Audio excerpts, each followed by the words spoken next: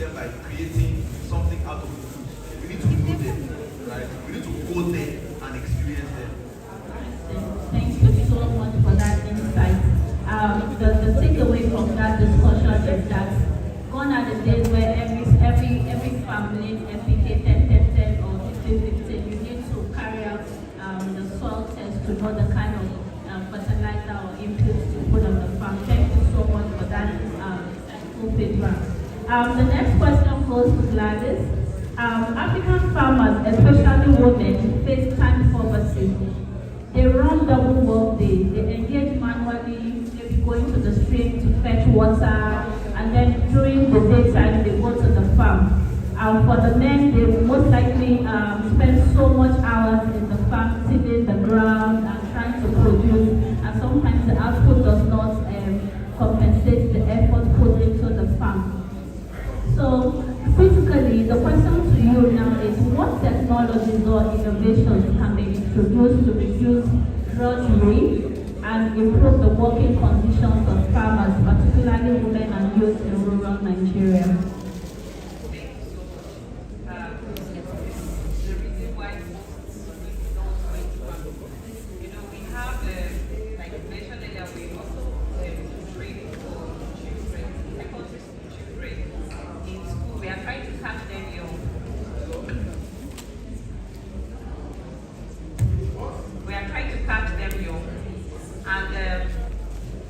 When they come to the farm, tell them, how many of you want to be farmers? Everyone like, no, I don't want to be a farmer, I don't want to be a farmer. Why don't you want to be a farmer?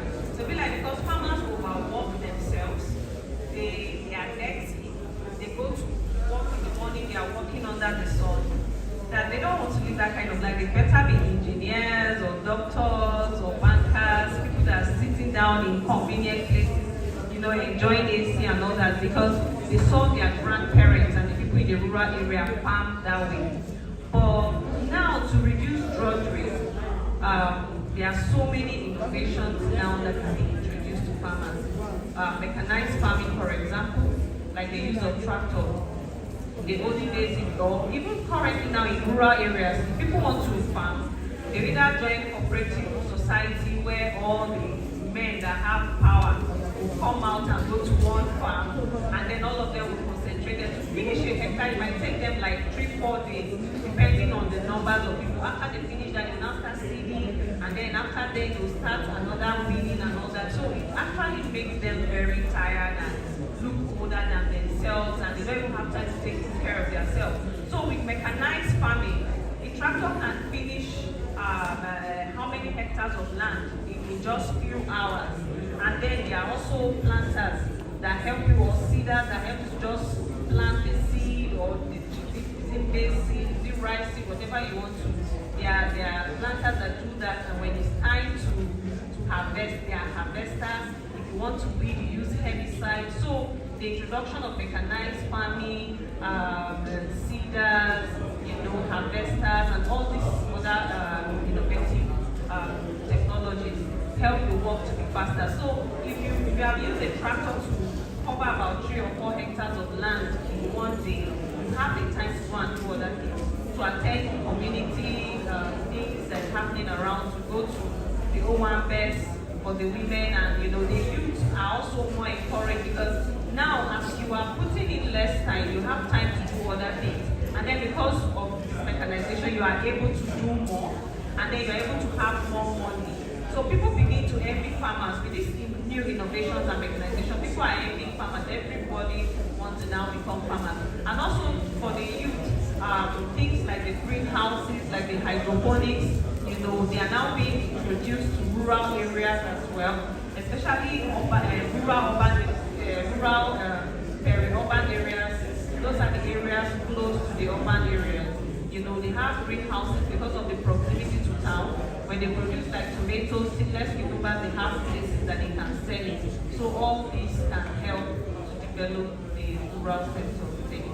At this point in time, you won't be surprised that tomorrow I'll open a farm and start producing this. So I'm sure we have experts in the house who can help me set up a farm by tomorrow.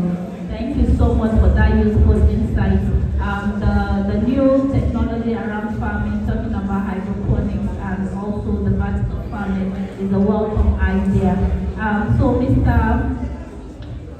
Precious, do you mind adding more insight into what Gladys has mentioned? So what technologies or innovation can be introduced to reduce drudgery and improve working conditions of farmers? Okay, thank you. So, before, when you have to process spices, right, they use mortar, right? They pound the spices, and you don't get that fine powder that you need. But now, with the introduction of processing machines, right, that load is taken off women because most of the people that do those poundings are actually women. So the introduction of processing machines has helped to reduce that workload on the women. Secondly, there is motorized sprayers, right? So I remember there's a farm project that I'm currently on with someone, a 13-hectare maize farming. So when we wanted to get sprayers, the consultant on the farm was insisting that we should get a manual sprayer because it was affordable. But the time you use to spray 13 hectares with a manual sprayer cannot be compared to the time you use to spray with a motorized sprayer. In fact, and I remember when we were spraying the 13 hectares, we started using the manual on 1 hectare, and almost 1 hour we were not done. But with the motorized, we were going into 3 hectares within 1 hour. So, and then another technology you can also introduce is, just as she said, tractors, right? In fact, there are planters. There are both manual planters, the one you push, and there are also the ones that walk with, it is motorized too. You just do it. So women and youth can actually employ some of these technologies to be able to reduce the workload on themselves. Thank you so much. That's the potential. Farmers have potential of living the soft life, just pressing remotes and everything works for them. This is a great insight. Thank you so much, Precious, for that question, for that feedback. I'll also address the next question to you. African farmers are time poor, they are information poor, and they lack access to the credits that they need. So the question to you is, how can we ensure that science-based solutions are inclusive and accessible to smallholder farmers, women, and other vulnerable groups in rural communities? Alright, thank you so much. One way that we can ensure that farm solutions are available to women and vulnerable groups is number one, by organizing capacity programs that empower them. You understand? Everything rises and falls on the strength of knowledge, right? So, the women should be trained. You understand? They should be empowered with knowledge. I think that's one of the ways we gather them. Secondly, the youth, right? They should create homes for youth, such that these youth will be empowered with tech-related solutions. Because I believe the youth are also vulnerable. It's not just women. You will see youth 16, 17, they are on the farms, right? So these youths and teenagers are also vulnerable. So there should be a hub created for them to be able to learn some of these tech-related solutions. Example, how to test soil, just like what Child Agri said, right? I remember when we wanted to, the farm project we are presently on now, we wanted to do irrigation farming last year. So we brought experts to come and test the soil to see if the soil can retain water. They came and they said, yeah, this soil can retain water. So we used that knowledge to go into the farming. But in the process, we realized that number one, there was no water under the ground. So there are rocks.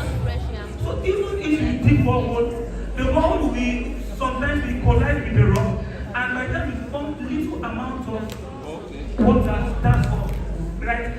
So in fact, some of the crops, we lost 5 hectares of crops that we planted. We had to go to AB Zaria to look for a consultant to come and test the soil, and also we realize that no, this soil will not be good for planting. Right? So youth like this, there should be a hub created to bring youth together, women together. These are things that women can do. Take your device, check, what is the quality of the soil, right? Then also, beyond soil, you can also test to see how good it is, right? Just like the doctor was saying that he went to a farm to snap a crop, right? So that his food will tell him how good, the percentage of insect gestation on those crops, right? So these are things that these hubs will be able, when these hubs are created, women and the vulnerable groups like teenagers will be equipped with such knowledge to be able to, learn these solutions and then to be able to implement these solutions. Thank you so much for that useful feedback. Smart farming is the way forward. Farmers was so that's a very useful one. Our solutions are inclusive and accessible to smallholder farmers. Thank you. It's value financing, right? It's value financing, right? Yes, please. So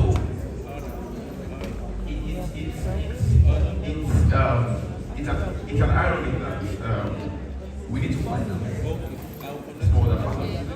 Already they are. Now the question is, how do you get to finance them? Now, there has been the polemics all around banking institutions, partner organizations, DevOps, right? Not trusting the farmers enough to be able to bank them, and it's not their fault, right? The farmer does not have a bank account, right? The farmer doesn't even have a banking identity, let it be a bank account. Right? So we must be able to understand that the first point of call is to first give them access to what they do not have. If a farmer does not have bank identity or even a credit scoring record, can find, you will be able to finance, because again there's no transparency in even how financing is disbursed, either in kind or in cash.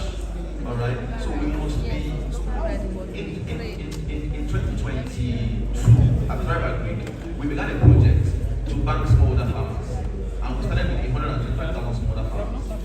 Right now we have 129,000 smallholder farmers that have banking identities. Right? I don't know that lots of these smallholder farmers do not have fingerprints. They don't have fingerprints. They farm to the point that their fingerprints are no longer there. In fact, some of us even on our centers don't have fingerprints, if you check. Right? But that's not the issue here. So we must be able to grant them banking identities with their facial recognition. Right? Let's bank them. So if our 129,000 farmers have bank accounts, they have cards, credit cards, such that there is a transparency from the funder through the platform that is being created up until the farmers. We have several platforms right now. So, and it's not just about collecting money and just saying that we'll give the farmers. We have had several initiatives in Nigeria targeted at financing farmers, but we know how it goes, right? How can we even track the food? How can we track the empowerment? So if we have a transparent system, right, tech-based, we are not experiencing, right? Tech-based platforms that is able to actually afford them that transparency, right? The funders can see on their end, this is this person's track record. This person has farmed 10 hectares with social amount. This is the results, right? But without no banking identity, they can't do that, all right? And there has to be, you see, the idea of transparency is very important. Transparency for credibility, right? How can we do that? So actually, again, because we are very big on tech, we created, like I said earlier, the agricultural operating system with which we actually connect these farmers to financiers. So you can have access to our database and just see the history of the farmers and know who you are financing, know their credit scoring, know how much they've done, right? Without that transparent system, it will be difficult to actually say we are financing farmers. Where is it going to? What is the result? Do you understand? So we ensure that the farmers have the solution. So that's why we began that journey. I went myself, right? And again, I said that it's not just about staying in Abuja in one AC powered room and saying we're empowering farmers. We should go there, all right? Understand them and actually see what the impact is turning out to be. So let's ensure that we actually bank them, create that credit scoring for them, right? And actually also create platforms that allow for free flow of financing systems, transparency, credibility, and then actually see a change.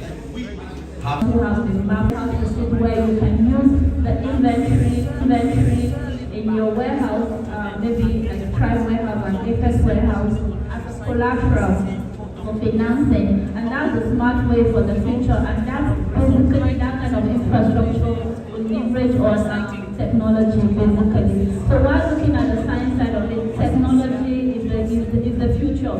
So we all have to embrace this, especially if you're a farmer or you're someone who is into agribusiness and all. Thank you so much for that useful feedback. And the next question will go to Gladys. How can digital technology such as mobile apps and precision agriculture be leveraged to enhance farmers' access to science-based knowledge and improve their productivity? So there's a lot now that is also happening in the farming industry regarding precision farming and precision agriculture. So like someone said earlier about soil testing. You know, first of all you need to test the soil so you know what the soil is lacking or what is already in the soil. So that if it's, for example, if you need more nitrogen in the soil, you now know the exact quantity, you know, to put in there to make sure that your plant well. Too much nitrogen is going to be a problem. Too little of phosphorus or potassium be a problem. So precision agriculture helps you to know exactly what to put, the right quantity. The right quantity, you know, if it's water, what's the right quantity to give? Every crop requires water to grow, but too much water is a problem. It kills the crop. Too little water kills the crop. Or if you want to control the environment, the temperature and all that, you also have to know the optimal temperature. There's a particular temperature that when you heat for tomatoes, they begin to ripen. There are some temperatures that if it doesn't reach, the ripening is reduced. Same thing with humidity. When your humidity is too high, you start having fungi diseases, especially in greenhouse, even in the open field. So with precision agriculture, you are able to know the exact quantity of which parameter to increase or to reduce, or what quantity to give to a particular crop. So it's going to help the local farmers. It's something that they may be like, how do I even know? How do we even practice this? Or thank God for like phones and then digital hubs around the community. So it's also very important that every community. So let's say if I'm coming from Gwagwalada, like our farm is located in Gwagwalada, and we have like a farm clinic there where the farmers are now come and say, okay, this is the problem I'm having, or I don't know what my crop is behaving like this, I don't know where. So that people that are not able to access this by themselves are able to come to such hubs and lay their complaints. And then time to time, even individual farmers can do it. If you are a farmer and you have a land close by, you can just organize something like that, like you are, like you are sure you are doing something like that. Because we are waiting for the government or big companies to come and do it, do not happen. You know, so when those kind of things are available, or you already having a farm, or you have the structure already on ground for agri, you can do something like that in your own area, maybe like a farm clinic, where farmers come and then they find the solution. So yes, precision agriculture is really helping. There are apps now that you just snap your plant to be able to identify the kind of insects or the larva that is on that plant, and then it tells you, okay, this is the larva, and from there you know what you are doing. If it's strips you are doing, you know have to get the chemicals to use and all that. So yeah, precision agriculture is very, very helpful and important that we all, everybody in agro-management, especially farmers and people that have homes or any facility close to them, for them to also add that even as we call on government and other institutions to come and partner to make precision farming today looks like smart farming. You don't overfeed the plants, you don't underfeed it. I think that is the future to help improve efficiency and increase yield in the farm. Thank you so much. We will take a few questions from the audience. We could take one or two questions, and then we'll get the final ones from the panel. Any questions from the audience? Okay, we have a question back down there. Just two questions, and then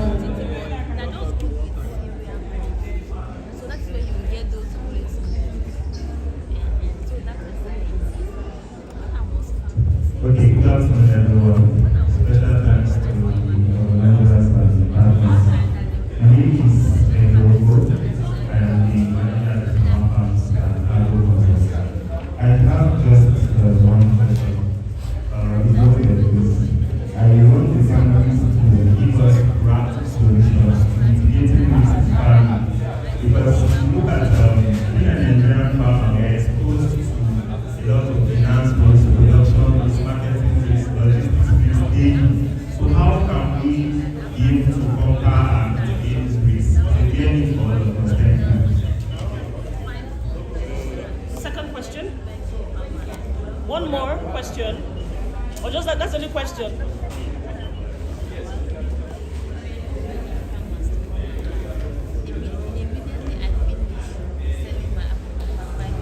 thank you so much for that wonderful question on how do we manage risk in farming, how do we manage marketing risk and price risk. Is any of you willing to delve in? What do you think? So, managing risk, right,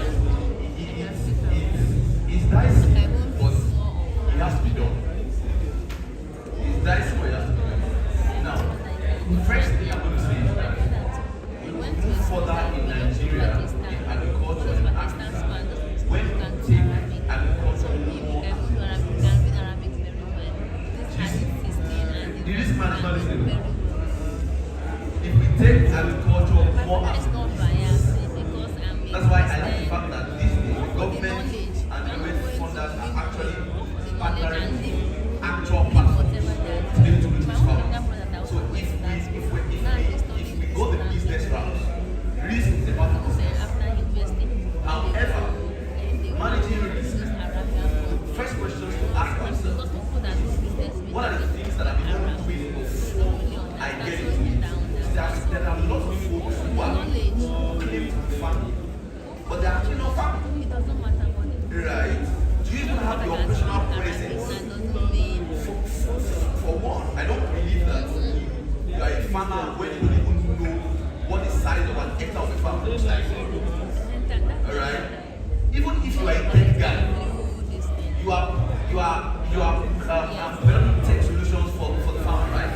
So how much of that, the director was asking something the other time at the exhibition and was saying that your platform, you say you have tech. I hope that the information that your tech is giving us is not AI. Beautiful question. Because if you are feeding us with AI, then all of us can just boycott the tech and go to AI and not get it. But it should be that we are actually feeding our platforms or our applications with the real issues of the farmers. Having said that, when we know that we need to take practice steps, how are we getting into farming? What seeds are we using? If you don't use the right seeds, right? If you don't have the right pest management knowledge, you are setting yourself more at risk. So first thing is build the knowledge base. Have the knowledge, right? A lot of other platforms are failing. Of course, a lot are also succeeding, right? But I can tell you for free that if you don't have the operational presence, you are just going to gamble. But farming is not gambling, right? Farming is not gambling. So what are the things that you are even doing? What in terms of planting? Are you using are you using the right things? Are you seeking the right advice?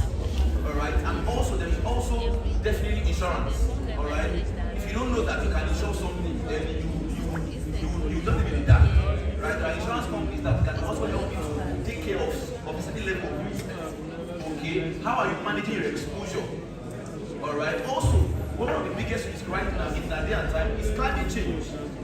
It's actually climate change. Now, at Thrive Agri, one of the things that we're doing, sorry to take the time, is actually that we're encouraging the farmers to plant trees. Okay? And started a project recently to actually plant about 30,000 trees. Right? Now, the farmer is getting money in two ways. He's planting fruity trees on his farmland, right? In season, is getting yield and money from the maize, from the whatever. Out of season, is getting money from the mango that is selling. Do you understand? And also with that, right, again, tree planting also helps with carbon sequestration, right? There are companies right now that are ready to partner with Nigerians to actually give carbon credits to smallholder farmers. How are we giving the farmers that knowledge of carbon sequestration? Plant trees. All you just need to do is plant trees, and then you get carbon credits. It solves them. Just that kind of stuff. So we must actually have the right knowledge of the industry, the right operational process, use the right techniques, have the right information. In fact, the last 2 weeks we went to actually put some of the trees into the ground. I was there somewhere in the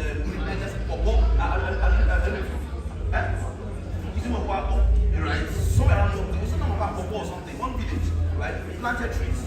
In coming months and years, now they begin to harvest, they can eat the fruits, they can sell the fruits, they can also even trade their carbon for money. Do you understand? So those are the ways we can manage risk. But understand that we must make sure that agriculture is business in Nigeria. And we must understand that there is risk involved in it. So, another way that you can manage this is, you see, join cooperative societies, right? We tend to look down on cooperative societies, right? There is a problem you are facing in your farm that somebody else has faced that problem and has succeeded. But if you are trying to run your farm as a one man, you will suffer, right?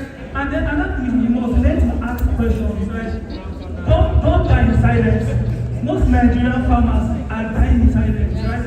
If there's an issue with your farm, there's a roof in your farm that you're not able to manage well, open up, speak up.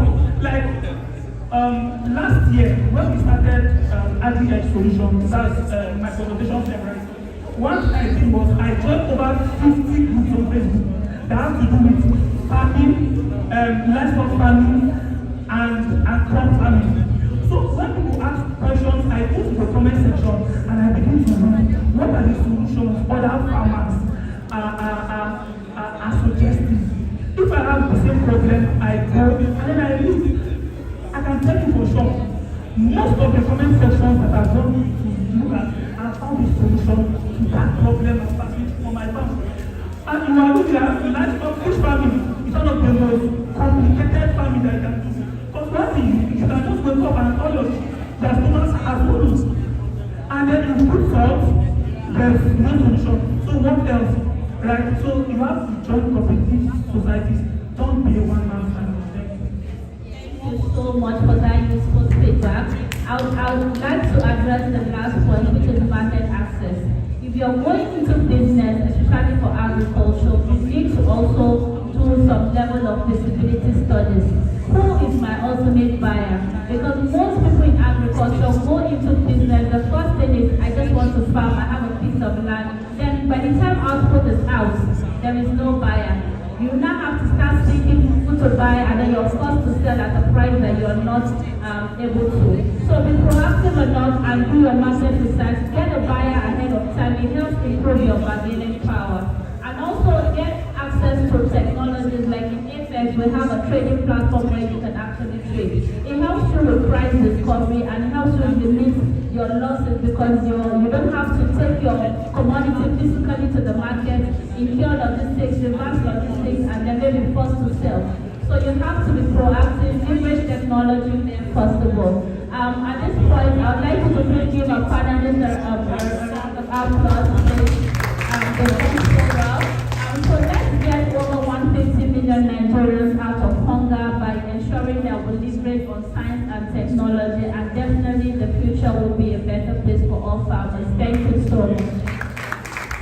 Thank you so much. Please, group picture quickly with the ED. Please, quickly. Thank you so much. Thank you, thank you. Thank you once again to our phenomenal panelists for that deep and timely conversation. We've unpacked powerful things today. Can you help me pass this? So many things have been said today. And I love the energy, the enthusiasm. Even at the time where we come to an end of this summit, I still see our faces even asking for more. Is that correct? You know, but to be very honest, I see you all hungry for more and really passionate about what you truly believe in. Now, we have unpacked powerful insights today, from science and sustainability to systems that work.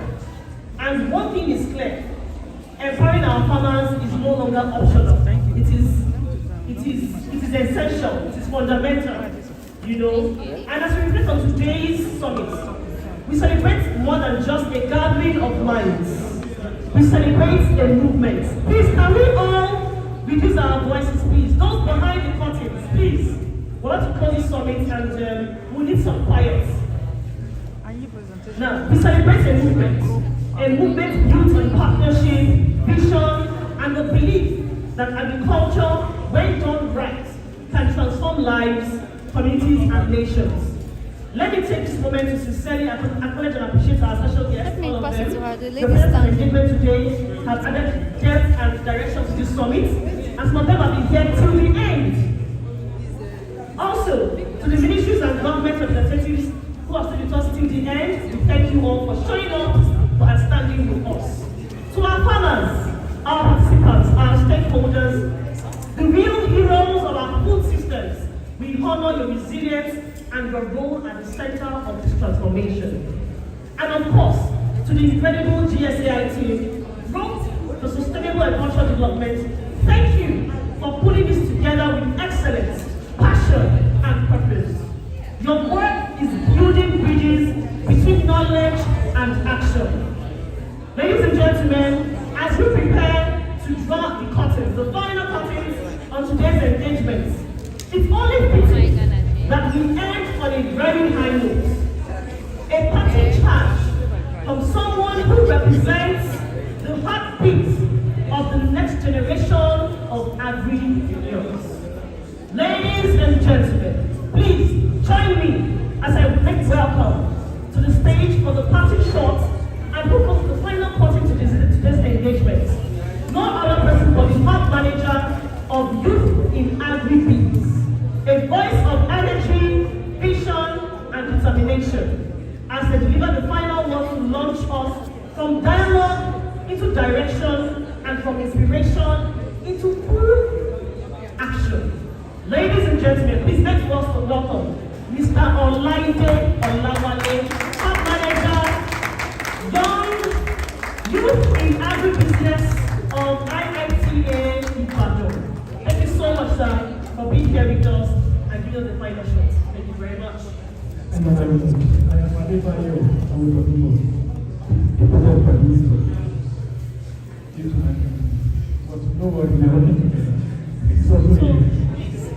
This is the project coordinator. Please clap for him, clap for him. Thank you very much. First, let me thank the organizer of the GSAI for this kind of summit. And as I was coming, saw this dad as a participant also.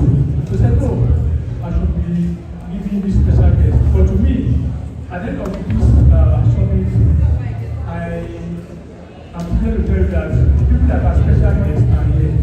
The farmers, they're from Agricultural Capital. You are the hero, you are our special guest. In fact, you are partners in development. So much has been said about obtaining resilient agricultural system, not only in Nigeria but also in Africa. And also we know what the problems are and what we wanted to do. But what I also saw is that we have everything that we need to get that resilient agricultural system to be able to promote smallholder farmers to commercial agri-producers. ICR, science, research results. Thank God that Mr. Black said so. We have the rights of seeds that we want to have, not only in Nigeria but also in Africa. So, and we have farmers. Though the old identity farmers are going, we have successions. We have the youths that are taking up agri businesses. So, it's not like in the old days when people think agri is for the old and then people. They have different perceptions. And also we have stakeholders, NGOs that are here, and people from the government, the policy makers. I think the next line is that we should be working more strategically because we have been working inside with all the stakeholders, particularly the people in the government, the policy makers. So, and as a way forward, Mr. Black, please, when you are starting to communicate to this audience, ensure that you actually identify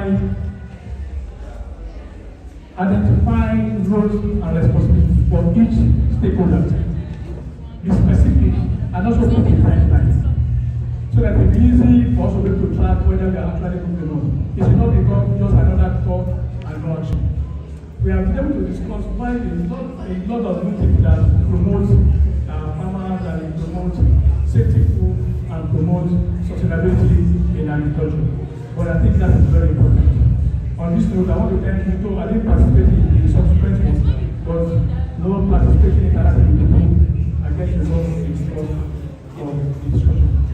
And I wish everybody safe journey as we go back to the destination. And for the panelists, the young farmers have actually gone very well. So, but I will not be adding anything because of our discussion and for Thank you so much, ladies and gentlemen. We have officially come to the end of Town Hall Songs 4,000. Brought to you by GSAI, ladies and gentlemen. And coming up to the is the Executive Director, GSAI, Mr. Daniel Black.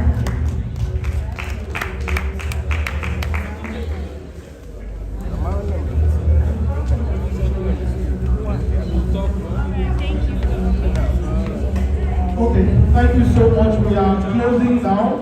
I want to specially thank, please, the rapporteurs for the different breakout sessions. Can you kindly bring your resolutions down here? Please kindly submit them to me, the different rapporteurs, submit them to me. We will prepare the communique, and of course we will circulate it via emails to all the participants and partners. You will get the communique. One very last thing we wanted to do. So among the trainees, indicate with virtual training. When we started this project, we thought we would be able to get funding to sponsor participants to come in from different parts of Nigeria. But when we found out that we couldn't, we also brought out a means. We told participants, if you have somebody that can sponsor you, tell us, we'll give you a letter and you give to. We sent out many letters. We only had one response, and we really want to appreciate that person. He sponsored a farmer all the way from Akwa Ibom State to attend this event, and we have an award plaque to especially appreciate him. He's actually the local government chairman of Mbo local government in Akwa Ibom State, and he paid the transport, paid accommodation, and paid expenses for his farmer to attend this training. Please let's welcome Mr. John Bassey, the farmer from Akwa Ibom State, to receive this award. Please, Madam, can you come present this award? We want to encourage more politicians that are developing farmers. It's not easy to send someone all the way from the south down to the north to attend this event. So please, come.